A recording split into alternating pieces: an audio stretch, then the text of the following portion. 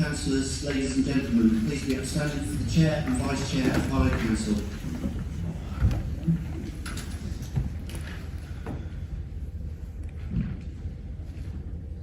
Good evening, councillors. Before we sit down, can we please have a minute silence for Sir David Ames, who tragically killed a few weeks ago in South.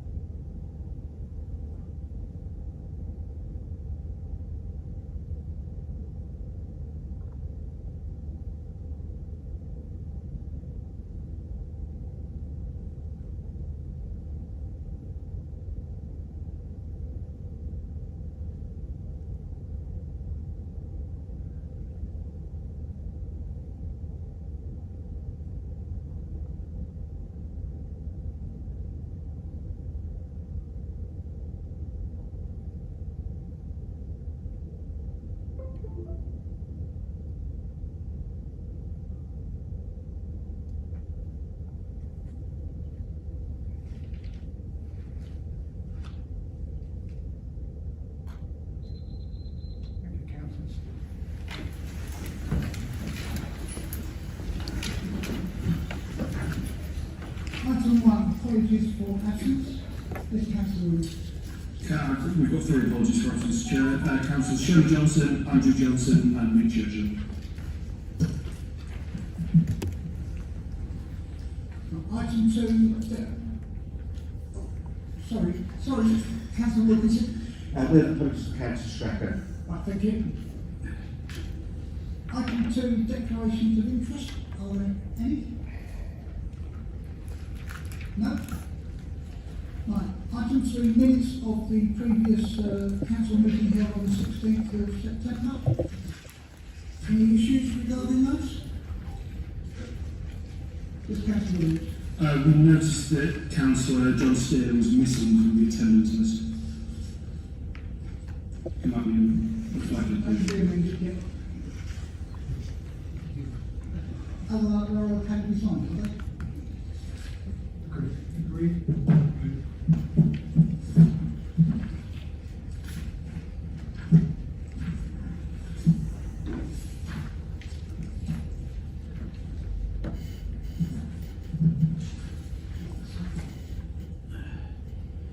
Right, item 4, communications from the Chair. I'm sorry, it's a little bit long, this one.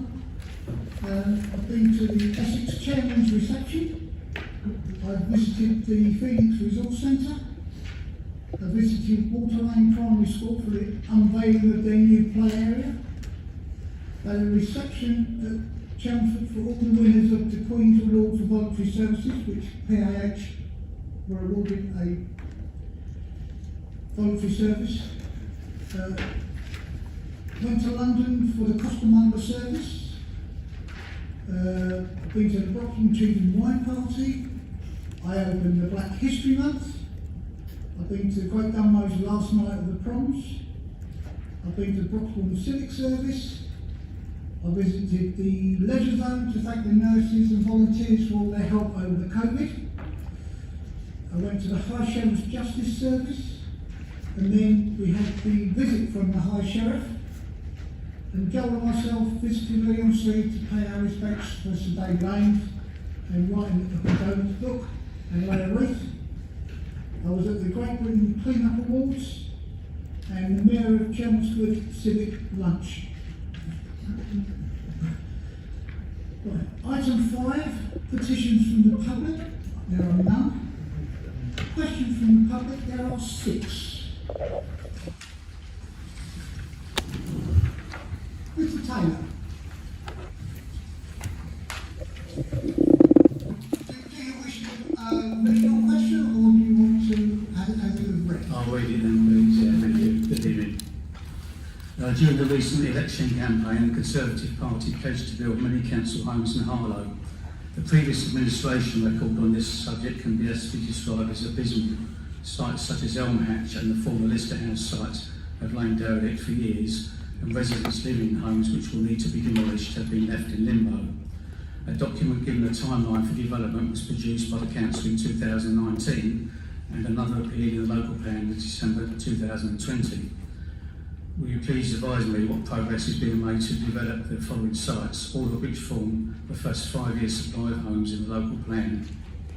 That's the former Lister House site and adjacent area, Riddings Lane, Pollard Hatch, Elm Hatch and Fishes Hatch. And that's to Councillor Councillor Carter. Carter.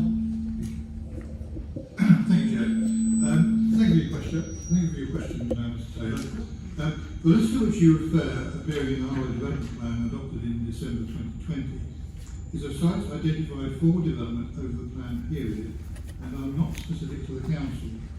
This information is available to developers and the Council actively promotes them. For details of the Council's pipeline of potential new houses, I refer you to the quarterly capital expenditure performance reports presented to Cabinet. The performance of the previous administration in building new council houses has been dire since the draft final programme some 7 years ago. The quarterly performance report has prompted many questions and comments from us in opposition. We regularly challenge the previous administration over the absence of activity and interest in pursuing one of their key priorities, building more council houses.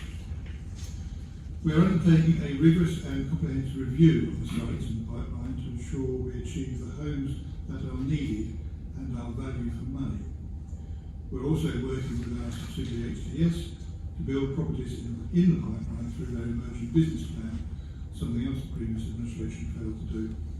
The action we are taking now will result in this new administration building many more new council properties.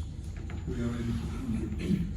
And I look forward to making more announcements on the detail of these schemes in due course. Mr. Taylor, have you a supplementary question? I do, yes, yeah. Well, I have to say that I think among the residents I will be very surprised, or I've been very surprised to see the contents of the first sentence, which says that the information is available to developers and the council actively promotes them. Is Councillor Castle aware that 2 of these sites at Riddings Lane and Pollard Hatch are in fact subject to community right to bid? And what that would mean if a developer was to approach the council? Thank you. The short answer is they may well be subject to neighbourhood ownership, but they haven't actually been completed yet. It may be a question of who gets there first. Your second question, Mr. Taylor? Well, I'd just like to say I think the Councillor Carter's has got that wrong in terms of what a community right to bid means. The council do have these sites listed on their website. So I think you need to check that information. Secondly, then to Councillor Dan Swords, over £250,000 was spent on refurbishing Market Square just 3 years ago. Like me, many residents have been concerned to see that about a third of this surface in the square has been dug up and replaced with another surface. This work has been going on for about 7 months, during which time the whole area looks like a building site. I understand that Essex County Council may be paying for this work. Nevertheless, can you explain why this work is being done? What is the expected cost? And when can residents expect the work to be finished? Councillor Sewell. Thank you, Mr. Taylor. I was not the portfolio holder at the time that these works were agreed, nor when they commenced. Indeed, this was agreed by the previous administration following awarding of £1 million of funding from the government towards the town centre regeneration. I've been clear publicly that this is not what I would have spent £1 million of government funding on to kickstart town centre regeneration. Nevertheless, I understand the scheme is scheduled to finish in winter this year. I hope that this improvement to public rail makes a difference to the area. However, I'd like to be very clear that this administration has extremely ambitious plans to deliver the biggest programme of regeneration since Harlow was built, including a total rebuilding of the town centre, not a tinkering at the edges, not a repaving, nor a repainting, and plans for that rebuilding will be published in due course. Have you got a supplementary? No, thanks. No, thank you. Mr. Ledbury.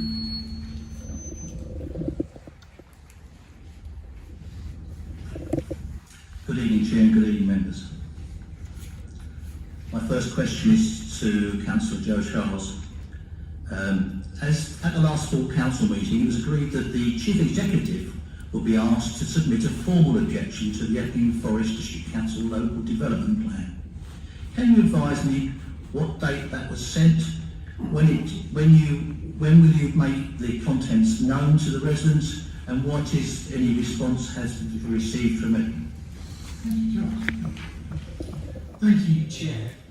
An objection to the Epping Forest Local Plan was formally submitted by this authority on the 23rd of September 2021. No response to this has yet been received.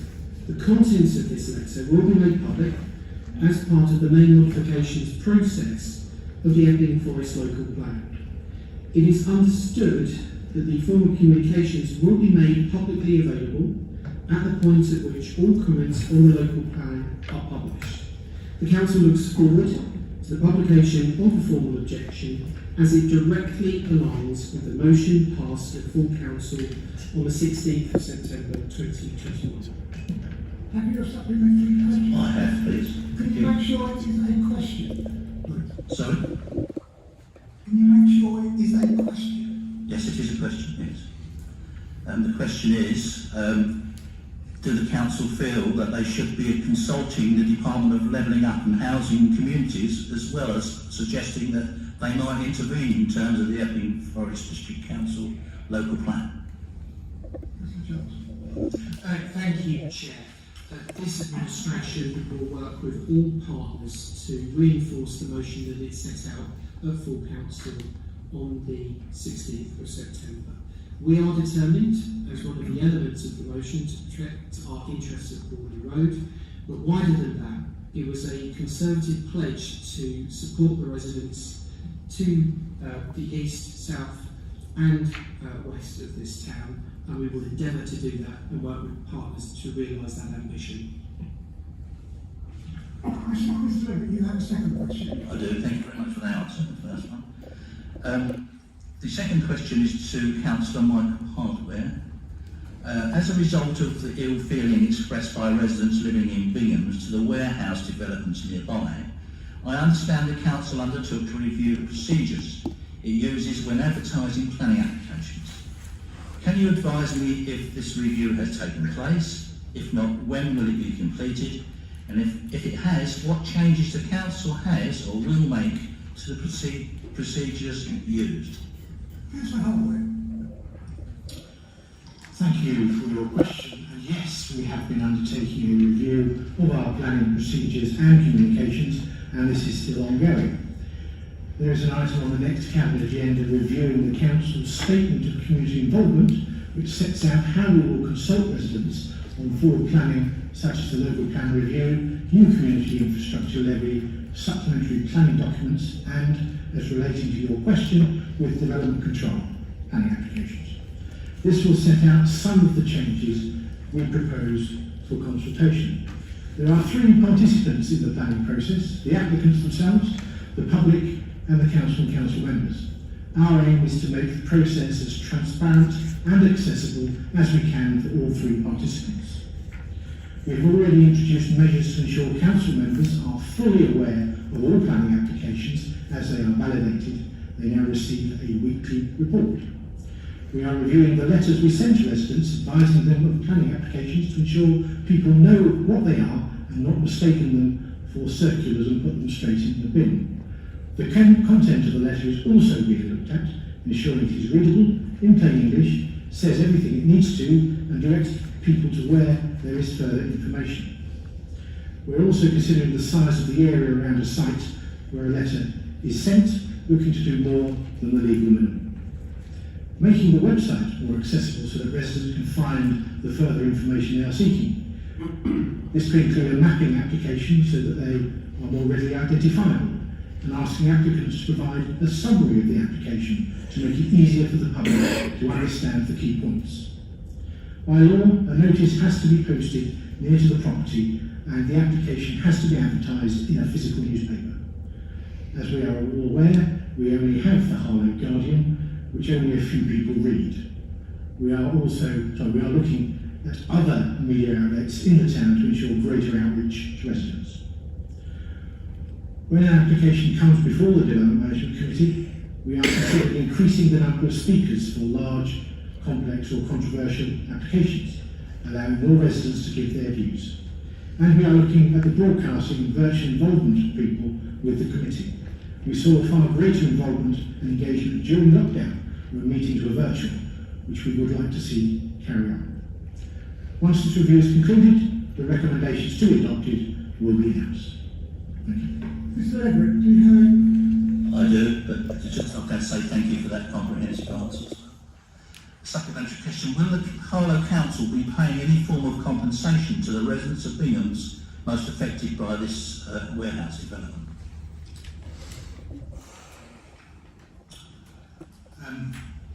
The issues the residents have at Bingham's are still being investigated and researched, so I can't really answer that question at the moment.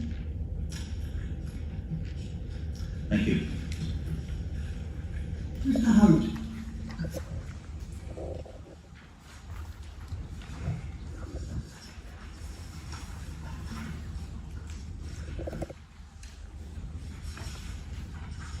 I'll take it as read.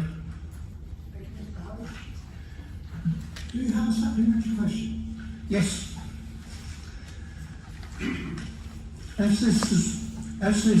Thank you for your answer, Councillor Carter, but I think it's about time something was really done about this, as this has been occurring ever since I've been on my property, 12 years, and I think it's extremely important that something's done.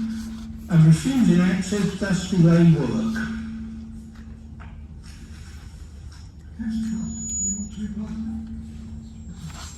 Sorry, Jim, I didn't quite catch the end of the question. Refusing access does delay the work. By the incident that happened 2 weeks ago. Oh, he's only an apprentice, he doesn't need ID.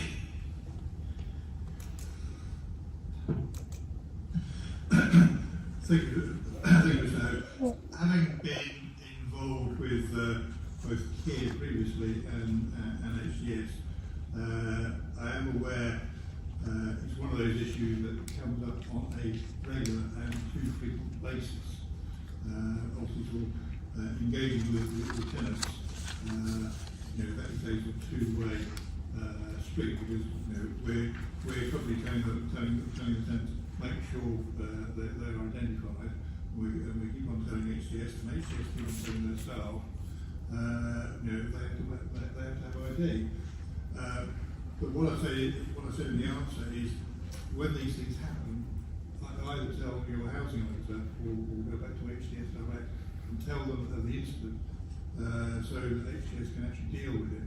The problem is, there are a lot of comments coming through. Until we can actually identify who's actually involved, there's not very much they can do about it. So the key thing is to pass the details on, either to the housing officer or to me.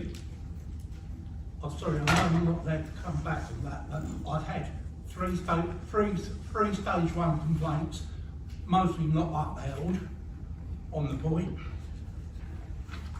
And told 5 housing officers. Mr. Hope, you have a second question? Oh yes, sorry, I've got that one. Take it as read. Have you a supplementary? Yes. Can you kindly make it a question, please, Mr. Hope? Oh, it is a question.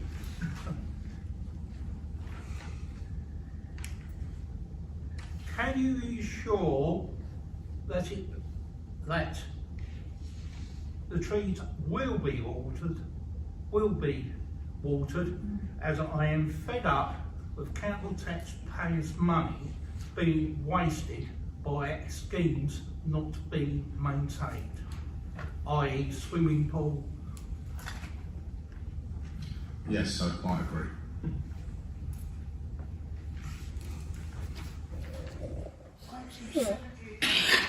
Questions from the councillors?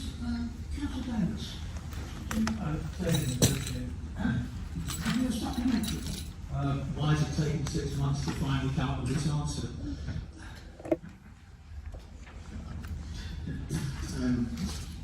Yes, my apology, I was supposed to write to you a good few weeks ago. with the answer, but unfortunately I forgot. Your second question, Councillor Davis?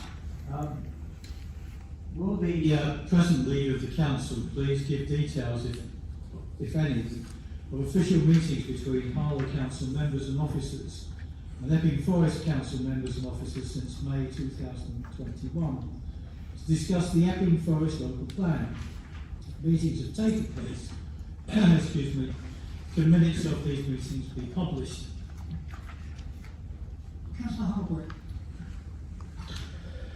Harlow Council has extensive liaison with Epping Forest District Council at both member and officer level as part of the Harlow and Gilston Garden Town Partnership. Many of the conversations about the Epping Forest local plan have taken place in these fora. Additionally, informal meetings took place in late August and early September at a political leadership level between Harlow Council and Epping Forest District Council to discuss the Epping Forest local plan. There are no minutes of these meetings as the discussions were informal.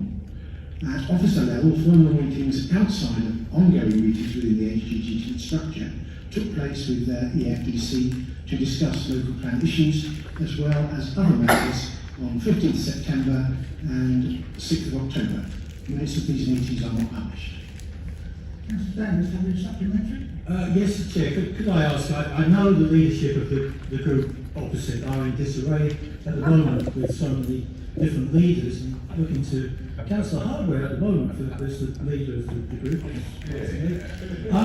We had, Chair, if I could actually ask, we had a long lecture from Councillor Perrin last year about Epping Forest and so on. So why, since May, hasn't the leadership of the new council and officers formally met Epping District Council to discuss their local plan and the concerns that were expressed at the last council meeting? And I don't mind which of the three leaders answers, Chair.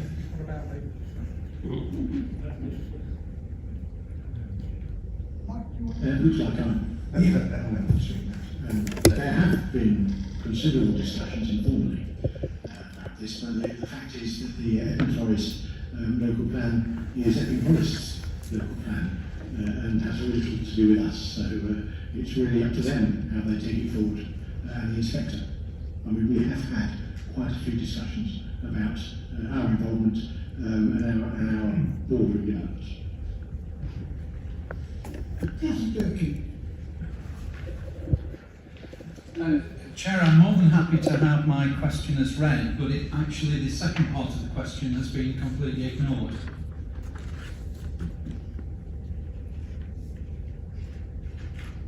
Have you got a supplementary question that you would like to ask? Well, absolutely. I mean, clearly, Chair, as you probably understand, I'm pretty disappointed that whoever the leader is at the moment has failed to respond to this. But my question would be would the new leader in waiting, would he agree with me that the use of council equipment to make idiotic, childish and offensive remarks on social media is totally unacceptable and is against the Nolan principles?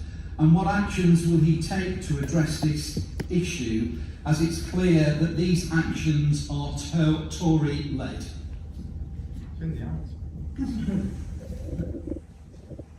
Thank you, Chair.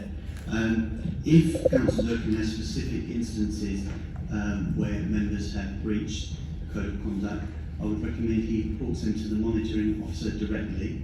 But in a wider aspect of his question, I would say that any councillor that's found in breach of the Code of Conduct would be referred to the monitoring officer and should be held accountable to those standards.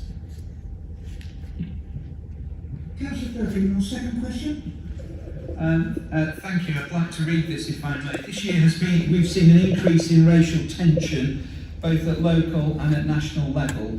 This has been due to many factors, but would he agree that we need to call this out and speak with one voice, that these matters are anti-racist and we need to take strong action against those who promote hatred against others? Black History Month enables us to reflect and celebrate the wonderful diversity of culture within Harlow Town. As the new leader, what difference will you make to ensure that we do everything to reduce and stop such vile racial behaviour against our friends and our neighbours? Councillor Perry. Thank you, Chair. Hate crime and incidents that are not considered a crime in law but are equally unacceptable not only harm victims but also their friends and families and the wider community. Such behaviour is not acceptable, and we are committed to raising awareness of what hate crime is, how damaging it can be to communities, the difference between a hate crime and a hate incident, and how to report concerns to ensure that perpetrators are dealt with appropriately and are aware that this behaviour will not be tolerated in our town. The Safer Harlow Partnership has identified hate crime as one of the 5 top priorities for 2021-22. And there is an established multi-agency working group that concentrates its efforts on delivering an action plan that aims to raise awareness of what hate crime is and how to report it. The group also works with Essex Police to deliver a programme of hate crime ambassador training, and to date, more than 130 ambassadors have been trained in Harlow. Harlow youth counsellors have also been trained as hate crime ambassadors to help educate other children and young people in Harlow and help protect the next generation from this abhorrent and intolerable type of behaviour.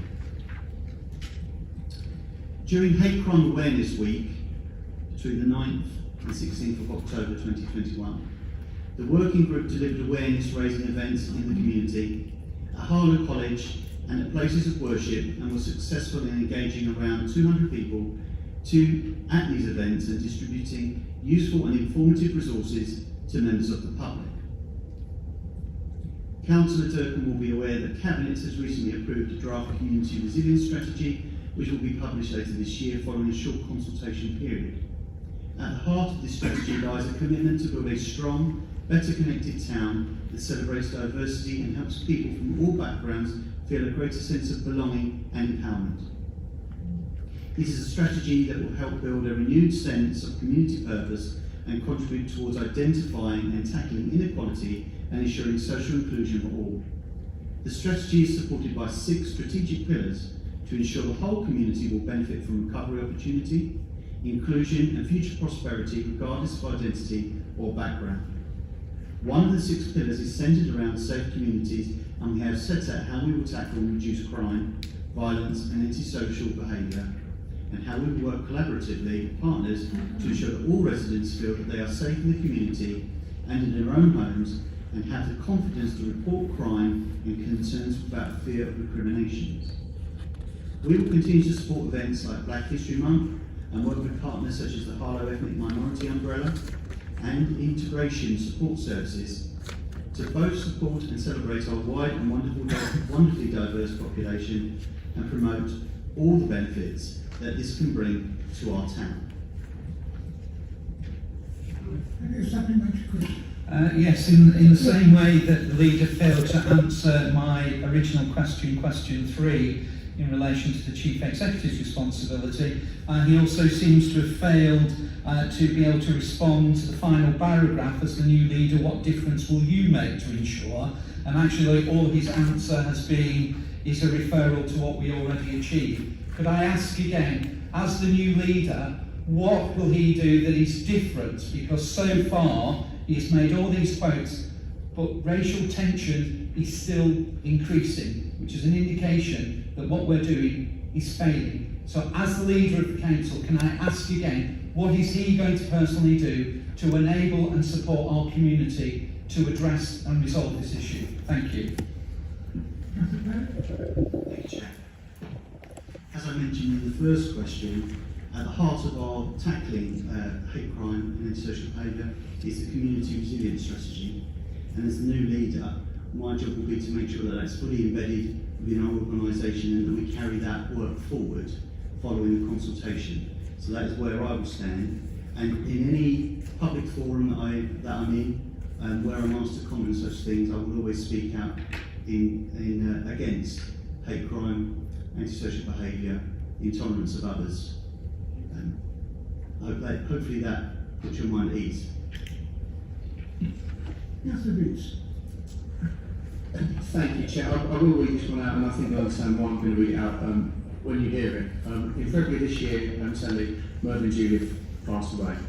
People don't know Mervyn. In the 1970s, Mervyn served as leader and chair of Harlow Council, as well as becoming chair of Harlow Development Corporation. He was also the last Labour leader of Essex County Council from 1997 to 2001. Would it be possible to get cross-party support together to form a policy to ensure civic leaders of all political colours, like Mervyn, are properly recognised with a permanent tribute to him, either in the form of a blue plaque or other suitable memorial? Councillor Perry. Thank you. Like you, Councillor Vince, I was saying that by Mervyn's passing, his legacy and commitment to the town was considerable. Just outside the chair's suite, you can find Mervyn's portrait along with other previous chairs of the council, all of whose people served the town with distinction. I recognise that many civic leaders never receive the honour of being chair, so this administration will look to develop a framework for commemorating civic leaders. I will ensure that there is cross-party involvement in developing this. Yeah, Councillor Boots, have you something? Councillor Davis. Thank you, Chair. I'd just like to read this out. I can see this is to Councillor Joe Charles, as Deputy Leader and Portfolio Holder for Community Resilience. Would you consider having a thank you event for the people who put so much effort during the worst of the COVID pandemic? Sorry about this. There are officers, councillors, nurses, charities and individuals that put in a lot of effort during the crisis, and I think they should be recognised. Thank you, Chair. Councillor Charles. Thank you, Chair. The Council continues to recognise the NHS, charities, key workers, faith groups and the many volunteers are doing to support all residents and those who are particularly vulnerable from COVID-19. The acts of courage and selflessness will not be forgotten. The level of community spirit and resilience in Harlow was evident from the first lockdown, and I want the Council to harness this as we work towards a social and economic recovery. But we cannot become complacent as the pandemic is not over yet. The timings for when and how to celebrate the commitment of those who have stepped up to support our community is something the Council has been actively considering. I feel it is premature to say more at this time, as the Council continues to monitor COVID-19 infection levels in the town carefully. The judgment about when the appropriate time for celebration should take place will be included as an action for the cross-party COVID-19 recovery working group. I expect the celebration will take place after the winter period and once COVID-19 infections have returned to lower levels across the town. Councillor Davis, have you stuck in there? No, Chair. I'd just like to say thank you for the reply, and I know that we are taking notes of this week. Thank you. Councillor Jim Clark. Can you confirm that the town park will have a revenue budget for the year April 22 to April 23? Councillor Charles. Yes, the town park has a revenue budget of nearly £300,000 per annum to enable the park to be maintained to a high standard. This investment has been put in place because the council takes pride in the fact that it has successfully been able to secure yet another Green Flag Award and is determined to maintain its record on the environment. Councillor Clark, have you stuck in there? Well, just as a member of the Town Park Users Group, I'm sure they'll be very pleased to hear this, Chair. There has been considerable uncertainty before, since the ending of the Heritage Lottery funding. And as you say, the Town Park is thriving. The park generally is thriving. My supplementary is, if we gain another Green Flag Award, will the council provide another 100,000? Councillor Charles. Thank you, Chair. The £300,000 per annum for the town park covers, as I'm sure Councillor Clark is aware, but for other members, just so they're informed, the ground maintenance, which is delivered by HDS, and predominantly that £300,000 is allocated to that. Clearly, I cannot preempt what this council will say at budget time, but what I would say to you is that one of our key priorities is the environment, given our early net zero commitment, far earlier than what the government has set out. Our ambition going forward is to continue to successfully secure these green flag statuses across the many green and pleasant parks and environments that we have in the town.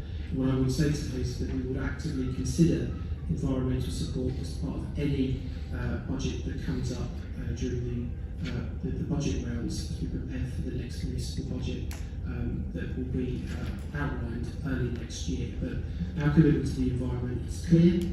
We back our town park. It is the jewel in the crown of the town, and I think all members agree with that sentiment.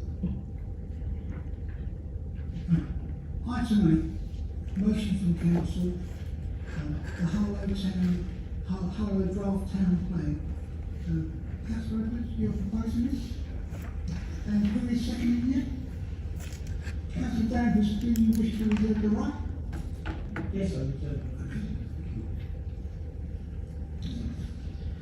My reason for moving this motion is that, frankly, in terms of the draft Harlow town plan, as far as I can see, there is just sort of one, possibly two mentions about retrofitting buildings to ensure that they play their part, and there is nothing at all, as far as I can see, other than Harlow intends to be an exemplary in tackling climate change and commits to achieving net zero carbon emissions on paragraph 6.1, and the report on addressing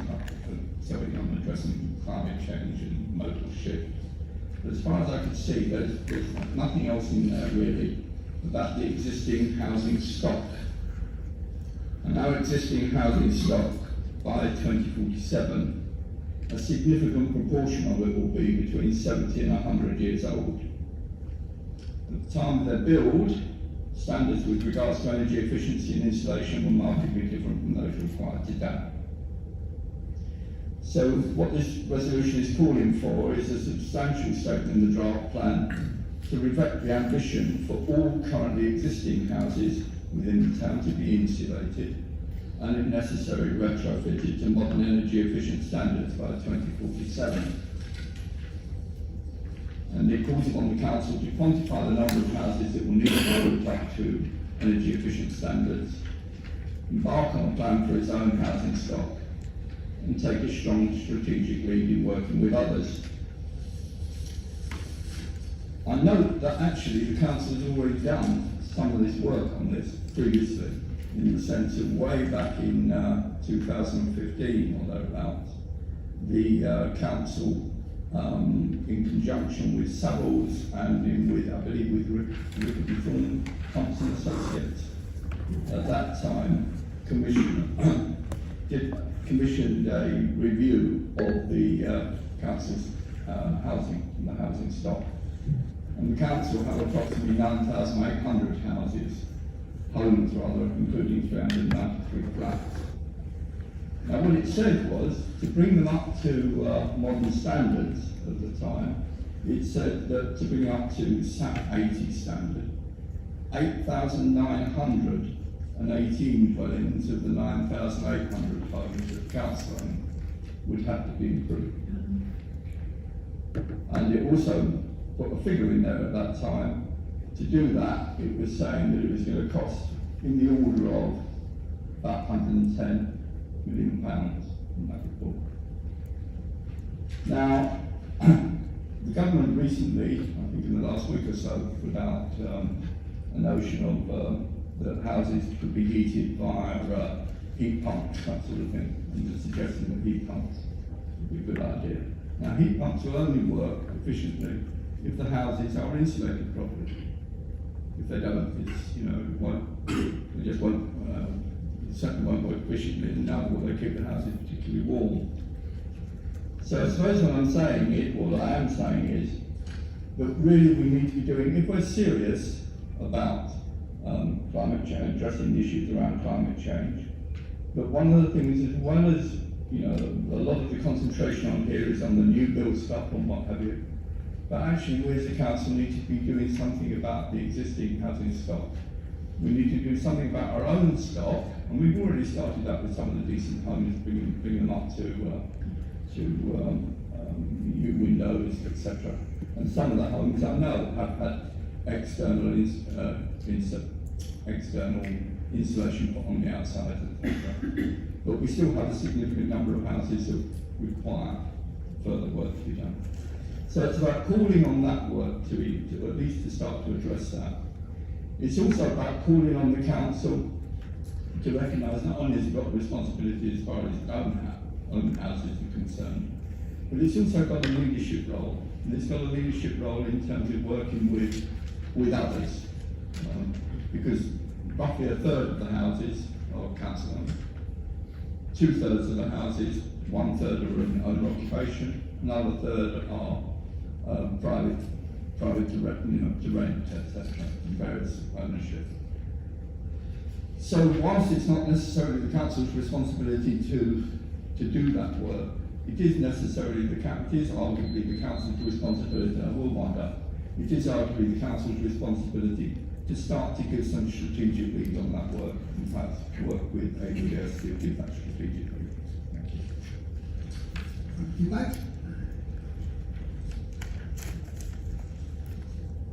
And a second. Yeah. Chair, my part in seconding this is basically to seek reassurance from the new administration, because it'd be interesting to see how they actually vote on this resolution tonight.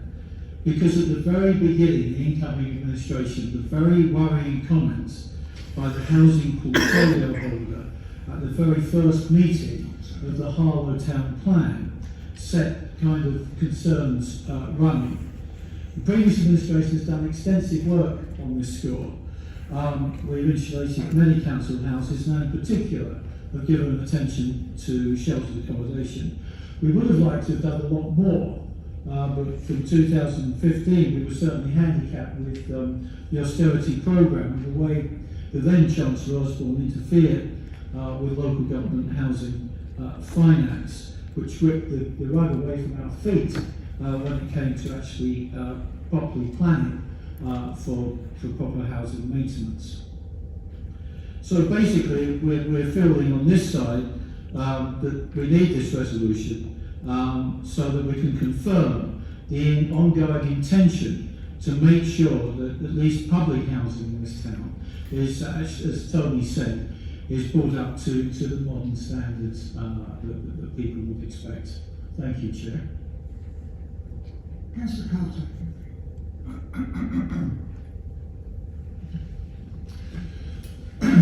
Thank you, Chairman. We welcome this motion tonight as it gives us an opportunity to review the actions taken by the previous administration following the approval of the climate emergency commitment. There, that didn't take long. Apart from planting a lot of trees, most of which have died, I feel that it did nothing to try and address the urgent need for action. So it's a bit hypocritical to turn around now and start telling us what we should be doing. We hit the ground running in our first council meeting, setting a 2040 net zero target, 10 years ahead of the government's target. We are making swift progress on EV charging points, after 2 years of inactivity by the party council. At Cabinet next week, there are plans for our tree planting and biodiversity management, proposed by my colleague Councillor Gowan. So, Mr. Chairman, we will not be supporting the motion tonight for a number of reasons. As Councillor Swords tried to explain to Councillor Durkin at the recent Cabinet meeting on the town plan, I think about 8 times he had to say, the town plan is not a prescriptive, detailed implementation plan. It is a visionary concept document, setting out what could be done to make the town better. The plan was approved for consultation at that meeting. and the party opposite are free to respond in any way they choose, and we await their contribution with interest. We are bringing forward other plans and strategies which will address the implementation of carbon reduction and maintain our properties along with other issues. We have the 30-year housing business plan coming to full council in January, setting out our priorities and budget for that period. As well as plan maintenance, we will be looking to reduce the carbon impact of our residential properties and to make them more thermally efficient. In the quarterly performance review of the council programme that went to the last council meeting, Councillor Edwards and in particular Councillor Danvers will have noticed the current budget for energy efficiency works of over £2 million. So clearly we are taking energy efficiency and fuel poverty seriously. I do recall back in 2015 the Forward Stock Condition survey that the council did with Savills, and also the thermal efficiency survey that we had about and one of the things that came out of that was external funding for the external cladding of some properties. Part of the 2 million in this year's energy efficiency budget is focused on 183 properties which are currently in Band E EPC ratings and requiring insulation and energy efficiency works. We are undertaking pilot exercises in 2 different archetypes to address these issues, and they will also benefit those in fuel poverty. So yes, we are looking at improving the properties. In addition, the key plank of the 2040 net zero target is for council to move away from gas boilers in our operational buildings, with no new ones to be installed after 2025. As Councillor Danvers has alluded to, discussions are already underway between housing and HDS over options for gas boiler replacement. However, methods such as eco-gas, hydrogen or electric boilers are still in early stages of development. At the moment, there are limitations as to the effectiveness of air and source heat pumps and the storage of the energy that they create. So there is still some way to go, but it will be in the housing business plan for the future. Needless to say, we will be looking to the government for financial assistance for this work. And then in January, there will be the recommendation from the Cabinet Policy Development Working Group, a very fresh housing strategy, which will cover, amongst other priorities, the needs of the private housing sector as well. So, Mr. Chairman, this administration is taking the climate emergency seriously. It is taking dealing with our housing stock seriously. We have the plans and strategies to tackle it and protect our homes and residents. Unlike the party opposite, who are now floundering around trying to play catch up.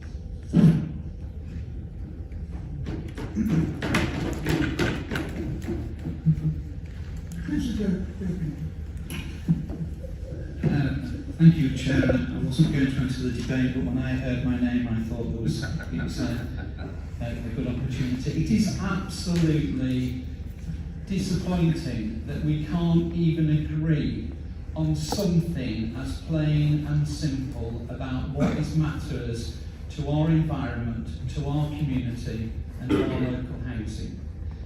We end up playing the silly game of party politics when we really know what the real issues are out there, and collectively we could come together under this motion and try to make that difference. But oh no, the party opposite will never ever agree with anything that is sensible or rational because it's come from the Labour department. Let you try to pretend everything is okay, and it's not. The only thing that we produce in this council is hot air, and we do precious little else. But now, this year, in next week, there is a golden opportunity that we, as political champions, community champions, could come together and start making that difference. So it's a missed opportunity. And all I would say to comment in relation to the visionary document, as it is absolutely called, it is made, designed and celebrated by 3 blind mice. Thank you. Councillor Wilkinson. Thank you, Chair. Like Councillor Durkin, I am disappointed that the group administration opposite are not going to support this motion, but not unexpected by it. They completely miss the point of this motion. This motion is about aspiration. We talk about the local plan and we debate the local plan through thick and thin, and we debated what should be included in a local plan. This motion is about existing stock.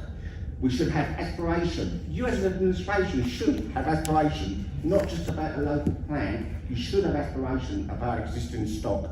The comments made by Councillor Carter calling the motion hypocritical, I find totally incorrect. And can I just remind you of a few points? We made an excellent start to tackling fuel poverty, even though we had diminished funding coming in and HRA was in critical condition. We still invested time after time in trying to tackle fuel poverty.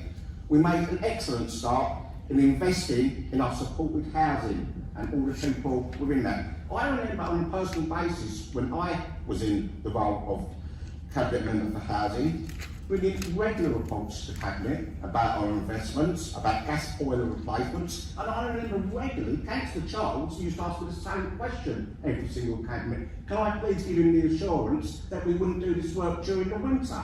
And it used to be a hardy kind of debate on that, and I'd give him the same assurance every single time, but it's kept coming back with the same question. We were tackling boiler investment, we were tackling fuel poverty.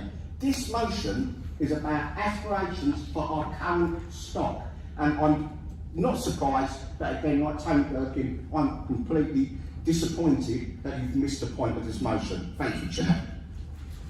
Councillor Tros. I wasn't planning to speak either, but when Councillor Durkin gets to speak, I can't resist. I'll keep it short, but I would invite any member opposite, when they stand to conclude on the motion, if they could set out the cost of these plans and where that money is set to come from. Not the cost of 2015 that the consultant gave you, but the cost of the plans that you'd like us to adopt tonight. And the other point, well, there's two further points I wish to make. Councillor Carter spoke first about all the things we're doing to tackle this problem. He also started with, you may have missed it because obviously he didn't say anything, what the previous administration did between 2019, July 2019, when they passed the climate change emergency motion, when they were booted out in May. So again, when anyone opposite stands to conclude the motion, I'll be delighted to hear what action they took to retrofit homes in that time.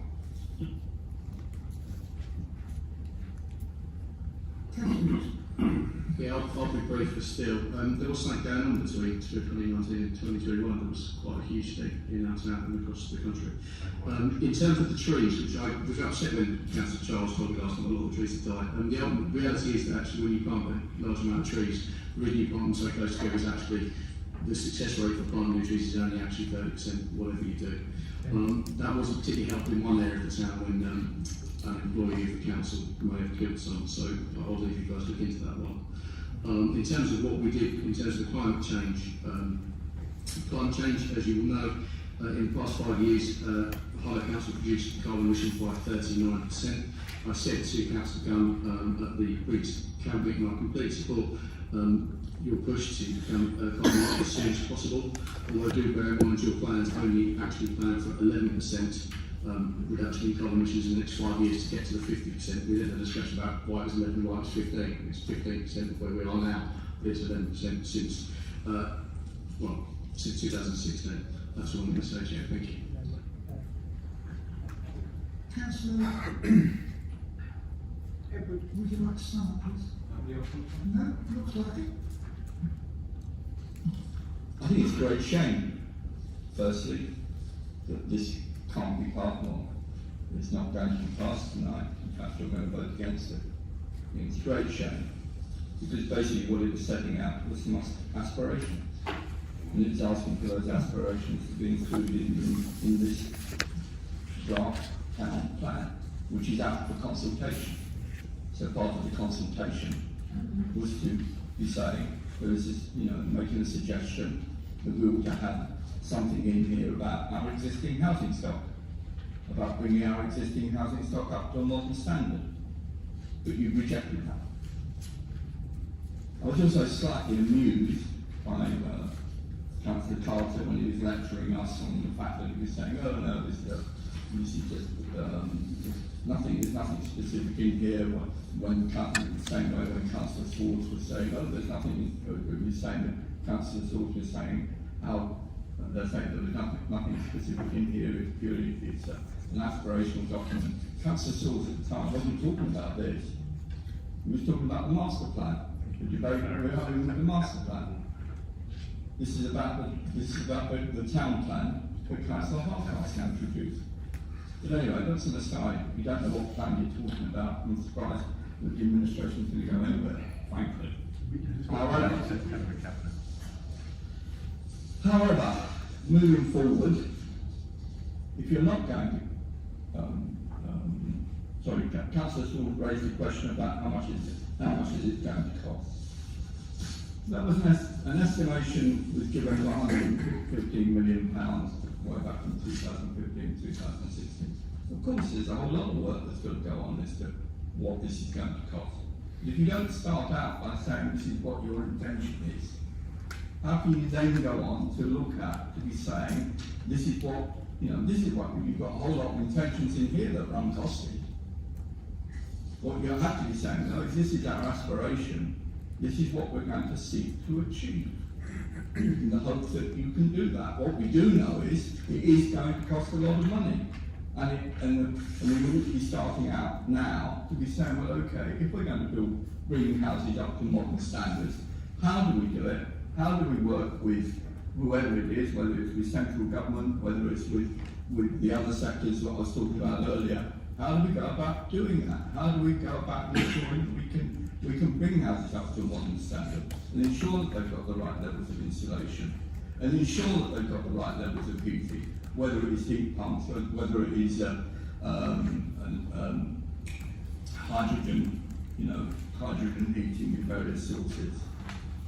And I appreciate that the technology and all that is changing all of the time. I watched looking at your Harlow the other day where they referred us on to a YouTube which is put forward by Bosch, if I remember rightly, Worcester Bosch, on hydrogen boilers and the interesting work that's going on there.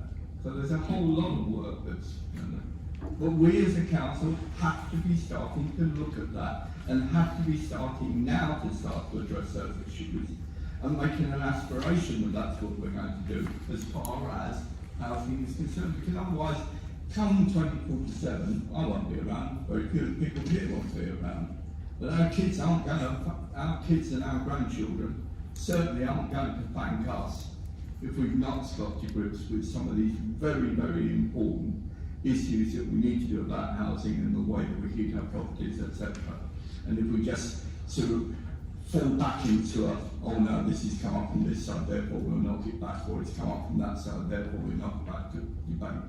It's about time we got a bit ad-hoc about this, and I'm disappointed this is not going to be accepted, but all we can then do is someone made Councillor Carter made a number of sort of statements about what he intended to be doing. All I can say is we will be keeping a very close eye on what he's done and how it's done going forward.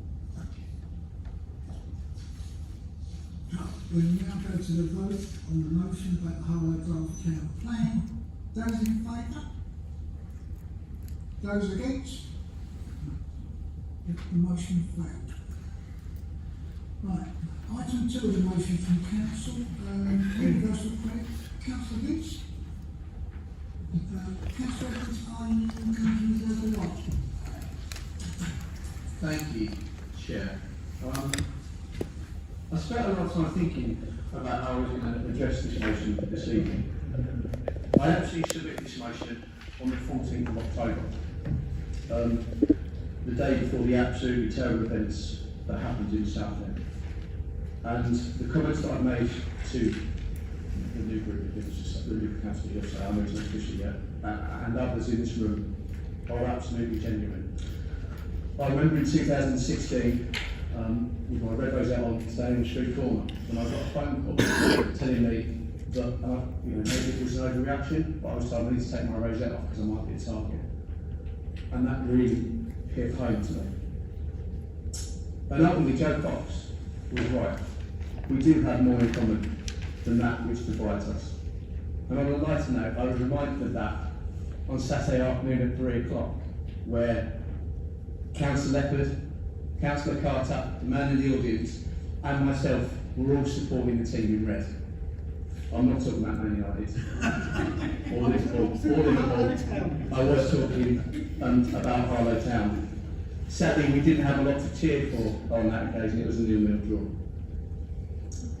Look, I don't think the Tories, Conservative Party, are evil. I don't think they're despicable. I don't think they're horrible. Some of you might be. Some of us probably are. And I'll let you into a little secret. I've even got a friend who's one. I know. He works for the UMPs. I can't remember which one. Maybe you can find out for him. So this motion is me just saying I disagree with what the Conservative government is doing. I think they are wrong to remove the uplift. Now I understand the arguments. I understand that it was supposed to be a temporary measure to support people through this pandemic. But we know from the figures that, name checking your Harlow again, that the figures that Mr. Casey shares us on a daily basis, that this pandemic isn't over and there really are still people who are suffering. And I'm pleased that actually Harlow's Conservative MP agrees with me. He said, when Labour tabled a motion against this removal of the uplift, I voted for the motion because I want families to have certainty, and that it's important the uplift will not be taken away. And I thank Roger for that, and I hope others will agree with me. I think, Councillor Perry, you missed a trick when you asked about hate crime earlier. I think the most important thing we can all do in our community is listen to people. I hope people really bang on about it, but I've done over 100 councils this year, and I generally enjoy talking to people. I know you all do as well, so that's the answer there, really. I am disappointed, to be honest, that I've only just received this amendment this evening, just before the meeting. It's been typed up, it's quite lengthy, so it's not one that just come up off the cuff. And I will be rejecting it, give you a heads up. And I will talk about more in my summing up. But I would ask if you do want to argue anything I've got to say and a motion, please let me know in advance. I know you don't have to, but it would be really appreciated moving forward, and that's one of the goals. But yeah, I'm not going to stand here and just try and rush for the sake of it. But I do think that, as it says in the motion, 11,000 people in Harlow rely on universal credit. I don't want to talk too much about my day job, but I work with some of the strong people in our town, and I think this is going to be hugely effective. So, whether you decide you're going to support this amendment and change my motion, that's up to you. But I would ask that you do take that very, very seriously, and you do join with your own MP in questioning the decisions made by the government. Thank you, Chair. Councillor Sauce. I think that to be seconded. Yes, I'm Clark. Who is seconded? Councillor Williams, thank you.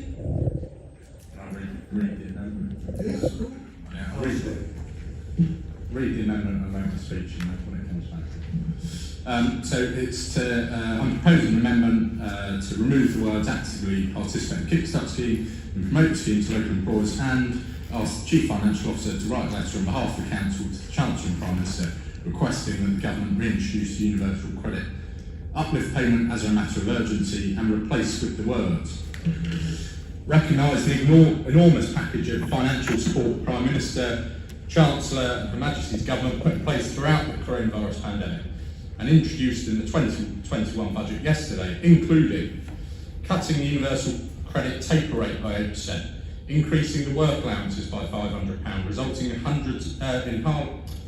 Harlow families keeping an extra £1,000 a year, a new £500 million household support fund to help families with bills, food and clothing, the 12-year fuel duty free, saving the average Harlow motorist £15 every time they fill up and £30 for small van drivers, increasing the national living wage next year by 6.6%, resulting in a £1,000 pay rise for thousands of low-paid Harlow residents.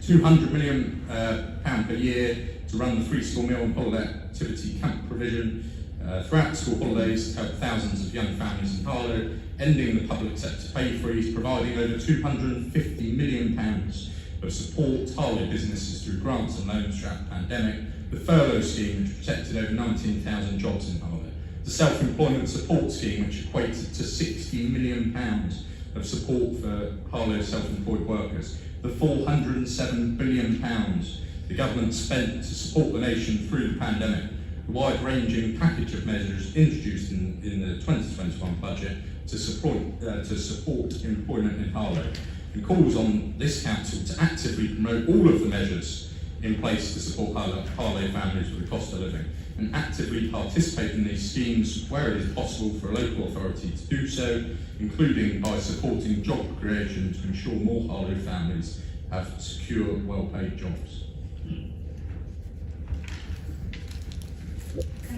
You reserve the right. I do. Mr. Durkin.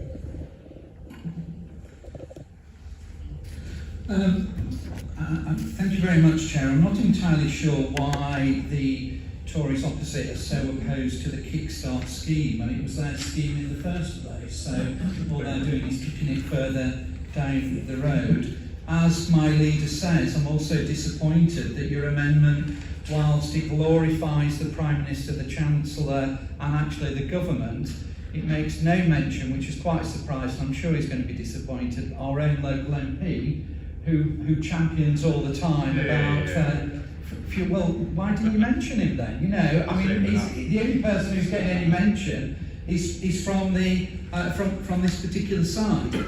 The problem is this significantly changes the motion, and I'm not entirely sure why it has been accepted of this, because this is nothing more than a glorified stroking of the Tory ego as a result of this today's and yesterday's budget. It is a self-promotional motion rather than anything else, and like the previous one, it completely misses the target about what our aims and aspirations are about our local town. But the local person in Harlow will see this, and what they know is petrol and fuel prices are going up, gas prices are going up, electricity is going up, water rates are going up, national insurance is going up, food prices are going up, the use of food banks is going up. What Harlow will also recognise, if we want to have exotic holidays, those prices are going down, and champagne is going down, which I'm absolutely sure is the #1 buyer at the moment at Wetherspoons. It is absolutely an insult that you are fundamentally changing this, because actually what we need to be doing is listening to the people with credibility. And I have to say most politicians do not have that level of credibility in the community. But if you look at the champions like Marcus Rashford, and even your own education advisor, who is saying it's too little that you are putting into education that will damage education for this generation. I would also say, which we haven't mentioned of course, is other areas that Harlow are disappointed in, is still there is no new announcement about our hospital, but we do know through private eye what is happening. And even today, we hear the mantra of those opposite about levelling up being rejected by this government through the application for levelling up for our town centre. For those opposite, you should hang your head in shame over what you are putting our town through. Our motion was to reinstate, reinforce and work with others to make it a better place. And all you have done is self-congratulated yourself and stroked the ego of people who do not need stroking. So I, as you can guess, will be opposing the amendment, but may well speak to the main motion. Thank you, Chair.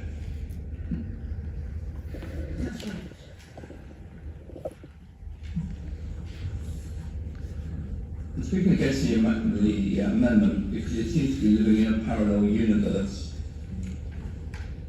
It's interesting, in the BBC tonight, it's got budget 2021, millions will be worse off in 2022, says IFS, Institute of Fiscal Studies.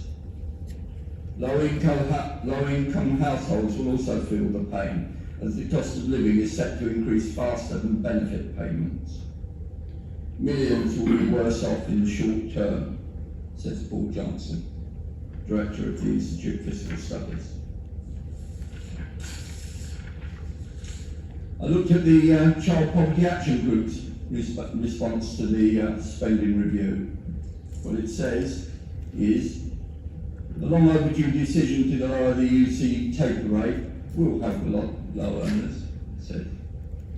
But there was nothing for those who cannot work, carers, those with children, and people who are sick or disabled, who face the same cost pressures as other households and will still have a black hole in their finances after the universal credit cut. So let's just bring it down to Harlow. What does it mean for Harlow? I looked at the figures. The last figures that I was able to get hold of were for September. At that point, there were 11,719 people on universal credit. 4,672 were working. 7,047 were not working, and of that the 7,047, 2,652 had no work requirements. So there's 7,000 people that we know of that are going to be directly affected by this, well, I will call it a cut, even though the suspension of the uplift. And let's just put a little bit of history around that. In 2013, originally, universal credit allowed 26,000 per year for couples with children and 18,200 per year for adults. In 2016, that was reduced to 20,000 for couples with children and 13,400 for single adults. The £20 uplift, which was £1,000, which was introduced in March 2020 and ended in October 21, in no way even compensated for the £6,000 reduction in universal credit between 2013 and 2016 for couples with children, or the nearly £5,000, just under £4,800 reduction for single adults. So don't let us in any way pretend that somehow or other that uplift, which was a temporary uplift, was somehow or other a generous uplift. It wasn't generous in the first place. So we now have a situation whereby we know that at least 7,000 people in Harlow have had a £20 a week taken off their universal credit. And we know that that's taking place while we've got rising inflation in particular in terms of food costs, in terms of petrol costs, in terms of heating costs, all of which hit hardest the poorest in our community. And we know that that's going to happen. Prior to this even taking place, we know that there were increasing numbers going to the food banks. We know that poverty is increasing. And in that context, we take pride somehow or other, or a government takes pride in saying, well, that will go ahead. And by the way, for those that are able to work, we will reduce the income penalty for those that are able to get into work. Well, whilst I fully agree that it would be that people benefit from being in employment, we also have to make certain that for those that aren't in employment, there is at least humane standard of living for people living. And we also have to remind ourselves, when it comes to employment levels and the support that's provided for people who are unemployed, across Europe as a whole, we're one of the lowest when it comes to benefits that are paid out So I fully reject your amendment. Thank you.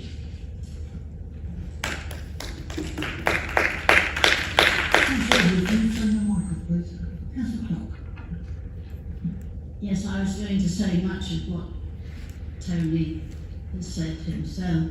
I mean, I'd hoped for a kinder, less punitive approach to welfare when they first introduced the uplift. But that has been brutally demolished recently. For all the reasons that Tony has spoken of, the increasing food banks, property, child property, and all the rest of it. I'm very, very disappointed that this amendment, so-called amendment, has been put forward. It's not an amendment, it's just an entirely different resolution altogether. The budget itself has missed an opportunity because it doesn't fully compensate for those even working in Harlow. No help at all to anyone who's not working, unemployed, carers, those who have young children, people with disability. They've all been relegated to the bottom of the pile. It's as if, again, the government wants to punish those who are poorest in society. And those are the people in Harlow who desperately need our support, and there's not an ounce of support offered in this amendment. So I am definitely going to oppose it. We originally suggested writing to the Chancellor and the PM, urging him to use money to reinstate the uplift. And there's money over in this budget. He's from the improvements, so-called improvements in the upturn of the economy. But we should be still pushing for that restoration of the uplift to all who are in receipt of it. And this resolution, this amendment, does nothing to improve that. Councillor Williams. Thank you, Chair. I'm happy to second this amendment, but I note with interest comments from both sides that we do have a duty to support those residents that need the help the most, and we'll work with any organisation that can help us do that. I note with interest comments from Councillor Durkin about things going up, and I tell you what else is going up, Chair. Wages are going up. Data from the ONS shows that in real terms, total and regular pay are now growing at a faster rate than inflation. Total pay going up 6%, regular pay going up 4.5%. We need to take advantage of growth. The UK is growing faster than anywhere else in the G7. This government and this administration are focused on a jobs-led recovery from COVID-19. Now, I noticed just before this meeting, I had a look on a popular job board, and there are 906 jobs on Indeed. 8 vacancies at Harlow District Council, 4 at HCS. And in the budget yesterday, Rishi Sunak announced a 42% increase spent on skills and training to level up our communities, including a UK-wide numeracy service called Multiply, which will improve numeracy skills to 500,000 people. Maybe some members of the opposition could benefit from that as well. The Conservatives are the real party of public services. Now, the people for opposition will disagree. But what is their plan, I ask you? Hike those taxes, race to the bottom. They would rather the needy were needier, provided everyone else was less off. And do not create opportunity, wealth, jobs and growth in this way. And it's this lack of vision from the other side that is probably the reason why they were bombed out of administration in May. And when I speak to many residents, they tell me that the opposition and their leadership is weak, weak, weak. They have no confidence in the opposition on the economy, no confidence in the opposition on jobs, no confidence in the opposition on growth and regeneration. They are clearly out of touch, out of tune, and out of ideas. Thank you, Chair.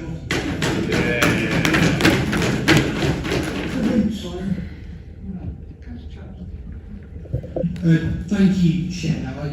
wish to support my colleagues on this amendment, and I've listened carefully to the speeches from both sides of this chamber, and I think I just want to reiterate something that has been a driving force behind this administration, and I know will be with the new leader, and that is extending opportunity and prosperity in this town. And what we found yesterday with the budget is a budget that was there to support the many people in this town that need a hand up and support to achieve their life ambitions. If you take the announcements around universal credit and cutting the take rate, a decisive move for many people in this town who want recognition from this government that they're there to reduce the cost of living. But on top of that, we've got a living wage increase. We're lifting the public sector pay freeze. But we've gone even further than that, and I know that our hard-working Member of Parliament, Robert, has yet again scored another win by achieving a freeze in fuel duty. The impact of those measures on the cost of living of Harlow residents is critical. It's critical at a time that we know people over the last 18 months have had to confront what is something that for many people has grown in anxiety in their own families and has scared people. And that's why this council has committed with strong intent to back a community resilience strategy that is there to resolve the social and economic consequences that have been borne out over the last 18 months. And I'm proud to be part of a team here that is focused on what it can do as a local authority, as a community leader, to address the cost of living challenges that people may face. And what we got from the government yesterday is a Chancellor and a top team in Whitehall that are focused front and centre on some of those people that are struggling in our community today. I want to just address some of the points that members opposite have raised. They said that the budget did nothing for disabled people. Well, that isn't true. If you look at the Red Book and you look at the departmental settlement for the Work and Pensions Department, you will see an injection of £150 million, not a small sum, £150 million to add on to the funds to support disabled people to find work and be supported through that journey. I think that shows and highlights a compassion in this government to support all those individuals who may be vulnerable or need a helping hand. We talk about limiting life chances. That again is not true. If you look at the UK Shared Prosperity Fund, which was launched as a result of the budget and the spending review, what that means is £2.6 billion. I hasten to add, matching what we used to get from the European Union. But that is directly targeted towards helping people to upskill and to find job opportunities. Because we know people in work, that is life-changing. People in work can achieve their ambitions. And so this administration, backed by a government that has put its fingerprints over an action plan to deliver on the cost of living and support people through this very difficult time, is there and is going to support them. And of course there is more funding to deal with the pandemic. We know we're not out of the woods yet from the pandemic, and we cannot be complacent about that challenge, nor is the government, and nor is this administration. So I would urge caution tonight with what we've heard from the party opposite. They've made a lot of accusations that are not borne out by the truth or facts. This government and this administration is front and centre in our minds, backing those individuals that need support, the cost of living, and the opportunity to succeed. We don't want them to be limited in their life chances. Thank you, Chair.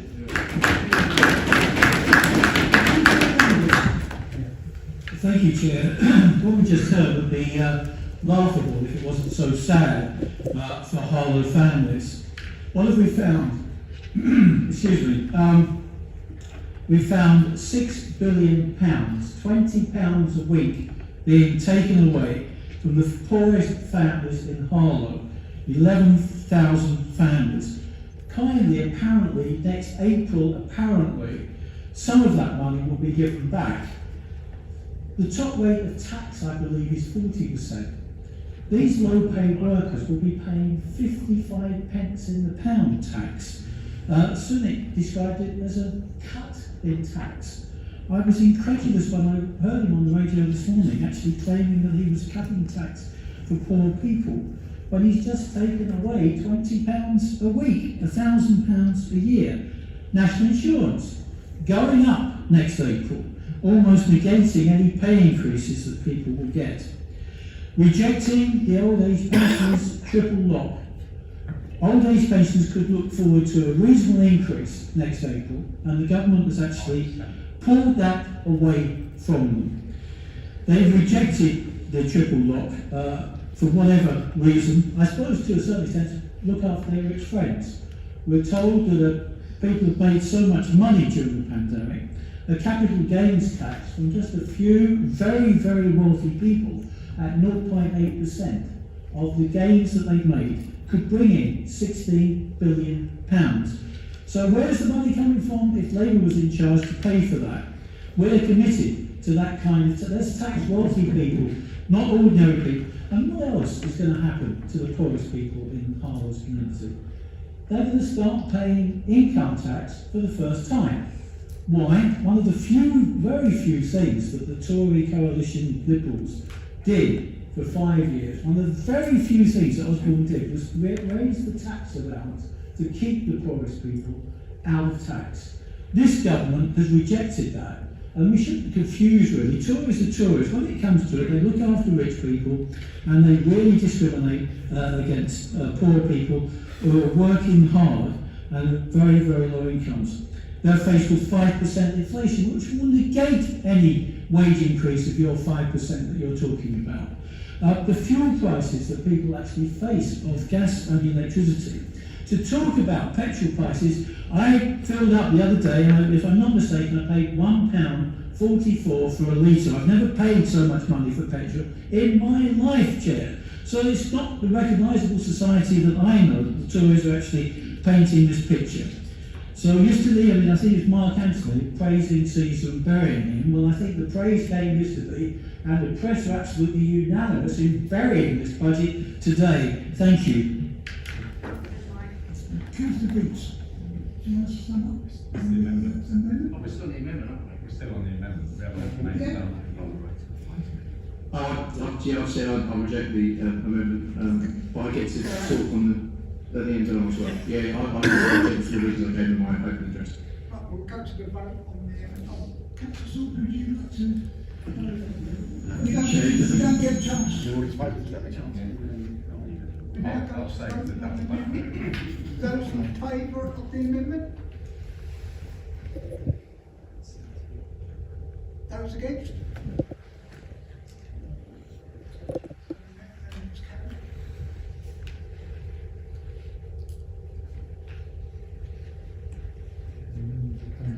Would you like to? Sum up now, yeah? Yeah. No, the main debate.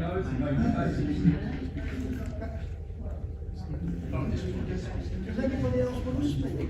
Yeah, main debate. Councillor Salt. Thank you, Chair. I assume we're on the main debate now. Genuinely, we can have party political digs in this chamber all day long, and I will correct some facts, from spurious claims. I thought you could hear me. Spurious claims coming from the other side.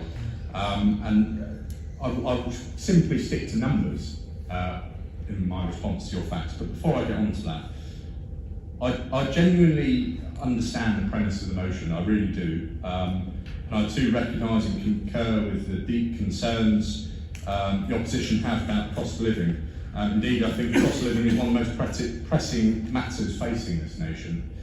Families across Harlow are facing unprecedented financial difficulties, and I think this motion comes at an apt time, given the budget yesterday.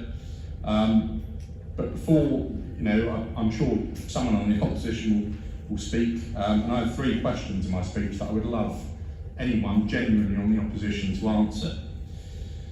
Now, I just want to note one thing that Chancellor said yesterday that stuck out to me more than anything. Now, unemployment at the peak of the pandemic last July was predicted to reach 12%. It's now expected to peak at 5.2%. That is not a statistic. That's real life. That means thousands of Harlow residents who were expected to lose their job will be keeping their job through the worst health and economic crisis for over 300 years. Now, the three questions I have for anyone who wishes to speak, and I genuinely mean they are three genuine questions, and I hope someone will confront the truth on the opposition benches. First, why table this motion now? When the uplift ended many weeks ago, why not table this in the September full council? If it's that, you place such importance on it, why table it now? Now, as I said, I'm sure we all believe the cost of living is one of the most limiting factors in terms of life chances. There are a plethora of statistics to show this, whether it's remarkable statistics that show just how much a free school meal increases attainment compared with no or little lunch, or whether it's the fact that an increased tax burden on lower earners leads to worse standards of living. The statistics are clear. But this motion is not about statistics, because they don't matter. In fact, the words we say in this chamber don't matter. What matters is the action that is taken to reduce the burden on working people across this town. The action that is taken to support the single mother in my ward who works both a day and an evening job to look after her son whilst claiming universal credit. Mother who I've spent an awful lot of time speaking to truly understand the trouble she faces and how this council and the government can support her and give her and her son the very best life chances. And before anyone on the opposition benches stands up and tries to lecture me about living on low incomes, living on benefits, living on free school meals, I've done it. I've been there and I've done it. Now, the action that I mentioned has been taken through the pandemic. The Prime Minister said that the government would do what it takes to get our country through the pandemic, and that is what has been done. 19,000 jobs in Harlow protected. 6,000 self-employed workers in Harlow supported. Hundreds of businesses backed. A budget that has given thousands of the lowest paid people in Harlow an inflation-busting pay rise whilst cutting the taxes they pay. Higher wages, lower taxes. But that is not enough. The Holiday Activities Programme, giving hundreds of Harlow families free school meals throughout the holidays alongside engaging activity programme. The Household Support Fund to help thousands of Harlow families with their bills, food prices and clothing costs. Work allowances increased, and the taper rate cut, meaning those on universal credit will keep £1,000 a year more of their hard-earned money. Fuel duty frozen, saving Harlow motorists £15 every time they fill up. The public pay sector freeze ended, a 6.6% increase to the national living wage. Not a statistic, but £1,000 pay rise for those earning it next year.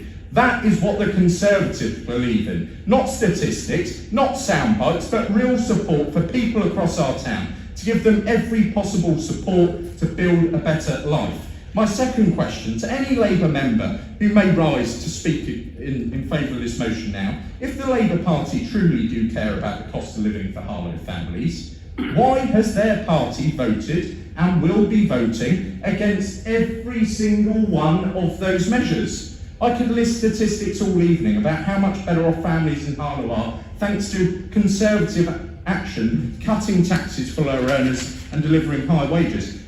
Councillor Danvers, you mentioned about the tax-free personal allowance. What was it in 2010 when you left office? £6,475. What is it today? £12,570. Cutting taxes, taking millions of people out of paying income tax, something you never did. Indeed, it was the Conservative Party who introduced the national living wage. And guess what? The Labour Party voted against it. My third and final question for any Labour member who may rise to speak: why, if they were on the side of lower income... I'm wrapping up. If they were on the side of lower income families in our town, why did they increase the council tax burden on those families 8 times in the last 9 years, and not just increase it, but increase it by the highest amount they were able to do without a local election? Because the truth is, Chair, it is not about political debate, it is not about statistics, indeed it's not about what's said in this chamber. This is about cutting the cost of living for families in every corner of our town, just as the government doing, and as this new council will do when we cut council tax for Harlow families.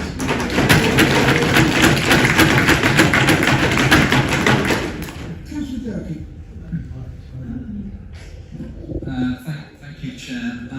Yet again, and some of us who've been here probably too long, I just suffer the ignorance of the Tories by taking one opportunity and just measuring it and changing it into some Tory propaganda that is absolutely saying everything is wonderful, everything bright, everything is gorgeous in their eyes.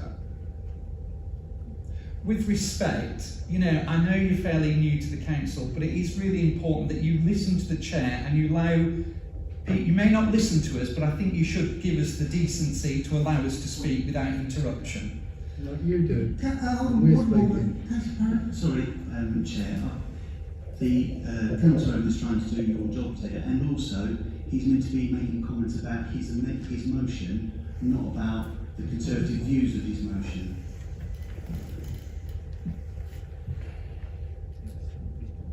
Read the standing orders.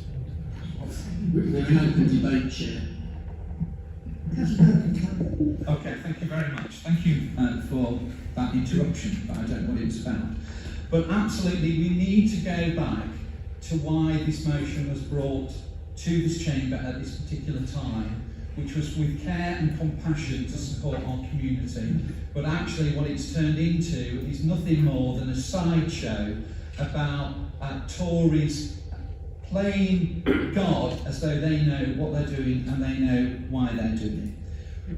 We are here as local elected people to support and encourage and enable our community. And this is where the divide is the fact is that we, Chair, sorry, Chair, there's no point in having a debate. If you're going to get interrupted, could you just organise it, or I'll stop speaking? We need to get this sorted out once and for all. Can you please stop interrupting when somebody's speaking? Who was it? Who knows who it is? Who is it always? Councillor Danvers, normally. And he's proud of it,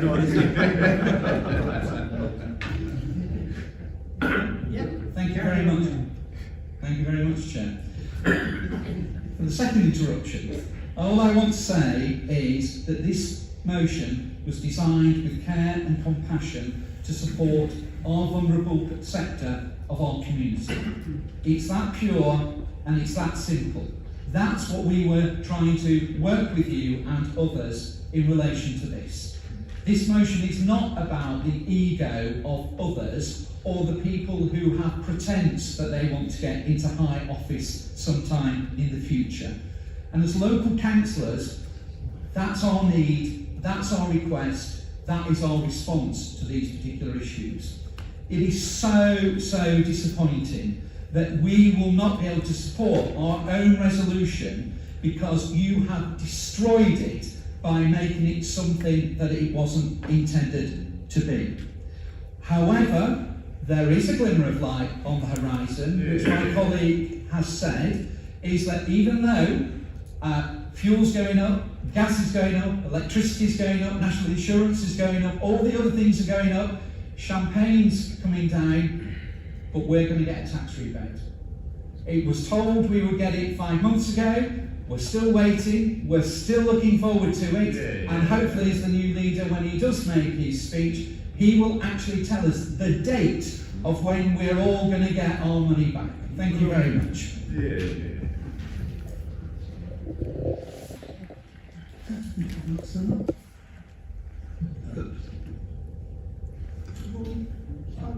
No, I'm not spoken to the main debate. Yes, it's spoken to the main debate.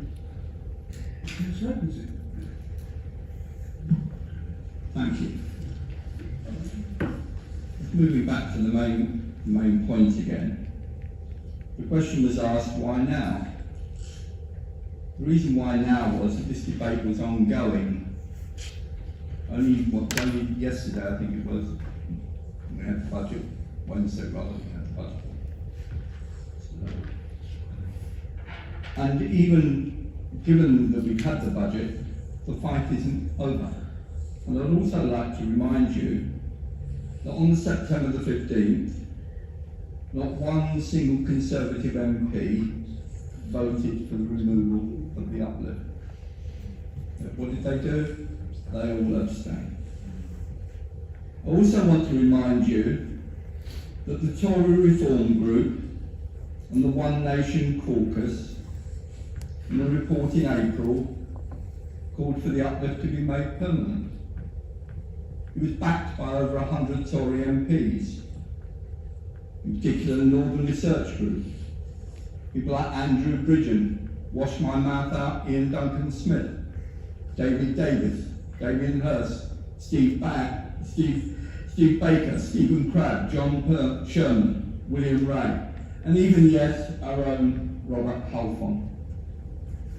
Now, at one point, all of those MPs, along with the Labour Party, were saying that this was a mistake. Going down this process of removing this uplift was going to hurt substantially the poorest people in our society. And then what's happened subsequently? The Tories seem to have lost sight of the fact that that's what they once said. And that lost sight of the fact that at that point they were actually sort of trumpeting how they were looking to protect the poorest in our society. And they seem to have been bought off by this sort of, I suppose one might almost call it 30 pieces of silver, really. It's not much else. So we have a situation whereby, as I say, going forward, we've got over 11,700 people on universal credit. We've got 7,047 who are not working in this town. And we know that of that 7,047, they're all taking a £20 cut in the benefits that they're going to receive. So, all I would say is, I mean, in terms of the motion as it now stands, I can't support this motion as it now stands. The majority of this, as I say, you're living in a parallel universe. Certainly not living in the universe that a number of the people I know in Harlow are living in. Not at all. Finish that.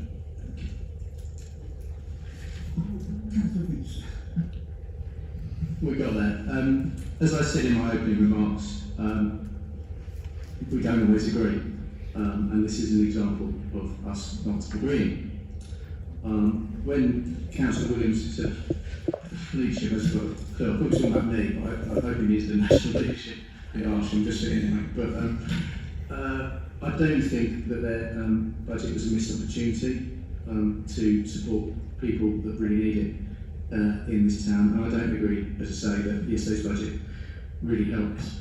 We are seeing a rise in national insurance. As a council tax rate, we'll talk about that one later. And there's no support with VAT on electricity bills. We've also got a record NHS waiting list, and if Councillor Churchill was here, I'm sure he'd mention my challenge and mention the fact that there's no way to currently see your GP. It's a shame the Chancellor didn't back Labour's plans to make VAT on energy bills zero for the next 6 months. Instead, he decided to cut tax for banks by £4 million. I obviously support the decision to get rid of the freeze on the wages of public sector workers, something that Labour have called for a number of years now. There is a cost of living crisis, as many people have said, and working people have got a tax increase. There was a talk about growth. The Office for Budget Responsibility says the growth is at 1.3% per year, which leaves us a long way behind others. And the budget fails to invest in a zero carbon economy, and I really hope that this is an oversight and actually we can lead on this. And with regards to cuts to universal credit, the removal of the uplift of £20 will save 6 billion, get the wrong number. But actually, yes, 6 billion, but actually the take only gives back 2 billion, so I can do the maths on that one. To quickly answer some of the questions that I can't promise answer all of them, you should send to you in advance. No, why now? I suppose why now is because now is when I'm talking to residents who are starting to be affected by this. And again, I think the most important thing we can do as councillors and any political party, and this is where we probably do agree, and I'm sure Robert Halford would agree, it's about talking to people. I'm not as anti-statistics as Councillor Sawley used to teach statistics, but I would agree that actually it's about talking to people about their situations rather than just rely on statistics. Free school meals, and I was very proud when I was portfolio holder for community and wellbeing that we actually supported Harlow Food Bank when the council the government underlined on it. And I was criticised for that at the time, although my Wi-Fi broke out, so I missed that. And you know, why have we raised council tax to local authority? Because we've suffered cuts to local finances from central government over the last 11 years. And as you will know, if you cut or freeze council tax, that has a cumulative effect on funding. So that's really boring and not very exciting, but I just wanted to get that on record. As far as I'm concerned, you know, give me an amendment in advance, I might have to consider it. But secondly, this is nothing more likely than a record amendment, just to sort of, I don't know, maybe show this to Rishi later and make a map or something, I don't know. But I will, other than the fact I think there's a link, you've kept the first bullet point, I believe. So I will be abstaining on the substantive motion. Thank you, Chair. Right, we will go to the vote on the motion with the amendment. Those in favour? Those against? Abstentions? That is carried. Item 9, election of the Living Council. Can I have a nomination, please? Chair, I'd like to propose Councillor Russell Perrin to be the next leader of Harlow Council. I have a brief few words to introduce my proposition to you, Chair. Thank you. Councillor Perrin was first elected in 2008. He's heading towards 15 years of experience in this council. He's the right man at this time, coming out of a crisis and heading towards a recovery to lead this town forward. He's held several senior roles in the council. First, portfolio holder for regeneration, leading that forward in our administration between 08 and 12. And as we took office recently as the portfolio holder for finance. And I know he has some key announcements to make as leader as he gets started. There are three key things that I just want to pick out about Russell that I think stand him out as the next leader of this town. First of all, it's his passion and energy for not only moving the regeneration project forward, but making sure this town centre, where we're standing today, is absolutely fit for purpose in the 21st century. But on top of that, it's his politics that drives his compassion, not only for the things he does working in the community as a ward councillor, but wanting to extend and enhance opportunity for people across this town. And that's highlighted by the fact that Russell is, of course, a local teacher at Stewards.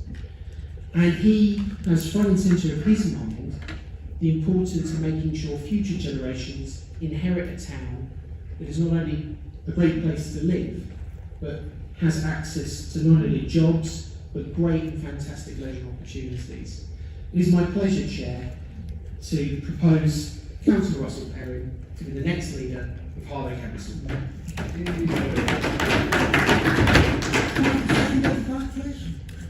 you, Councillor Saul. Is there any other nominations?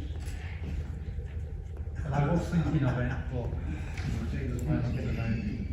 Councillor Perrin, you are duly elected as leader of the council.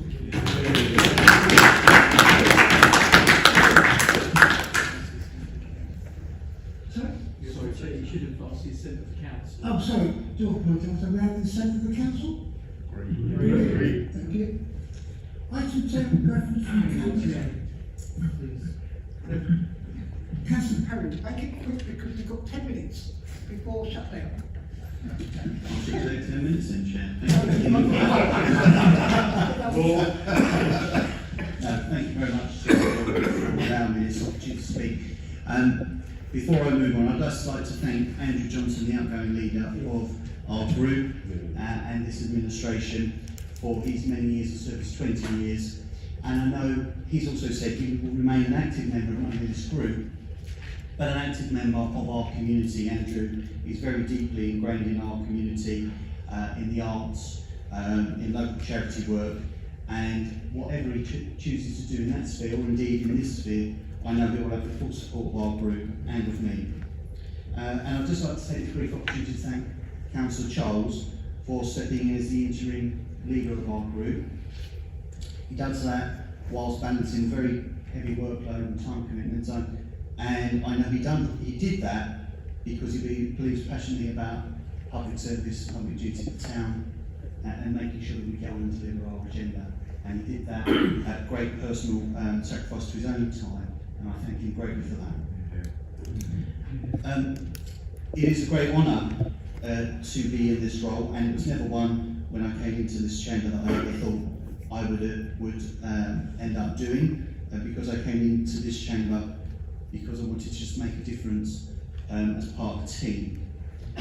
My family has a long history with Harlow. My granddad and my grandmother came to Harlow, were one of the first generation of people that helped to build the town. My granddad, being a builder himself, built many of, or was part of the many people that built our estates. Hughes Tower being one of them. He used to sit up there and have lunch. He used to make my great-grandmother have a heart attack every time she saw him dangling his legs over the edge. She brought him his lunch, and he took great pleasure in that. My father, too, being a builder, continued to help build the town. And I grew up here, being brought up briefly as a young child in London, and then here again. I have a great love of this town. And one can often look back through the past with rose-tinted spectacles, but speaking with many people and looking at many of the great books and photographs of the way the town used to be, I think this side acknowledges, and I think many people do acknowledge, that the town is looking a little tired. It's looking tired, it's got tired roads, the estates are tired, the town centre's tired. And even though it's a great place to live, it needs renewal. So even though tonight on the agenda is the leader of the council, and that's me, I'm not really the agenda. The agenda is the delivery of the key pledges we made back in May. That is the agenda we should be focusing on.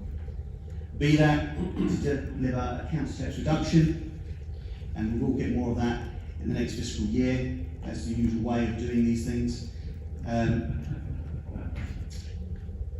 To help out people who are struggling, as we've heard, with the cost of living. And it's action that we're taking, not just hollow words. We'll build more council homes for those people that are on the council waiting list, to try and give them the opportunity to have a home, to have the dignity of being able to live an independent life in a safe, secure environment. Regenerating our town centre, that's one of our key pledges, and our estates. Massive pledge on that.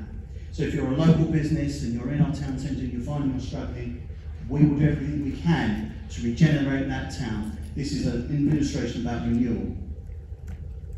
Working with our community following the pandemic to ensure that social and economic regeneration occur and nobody is left behind.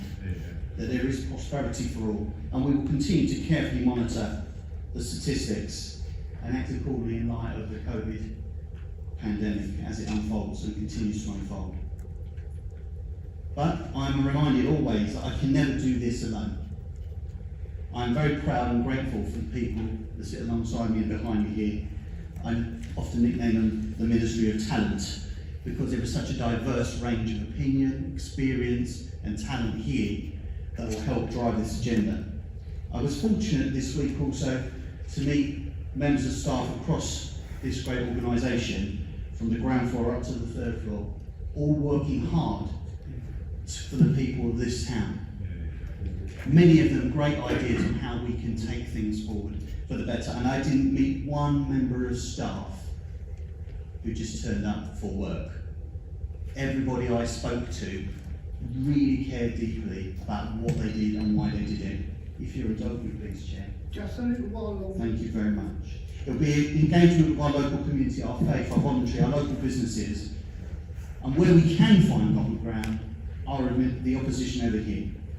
And if we all drive forward, if we all push in the same direction, and we all work together, we can deliver on those clear pledges. In common endeavour, as it says up there, we will change, we will bring about the change that this town so desperately needs.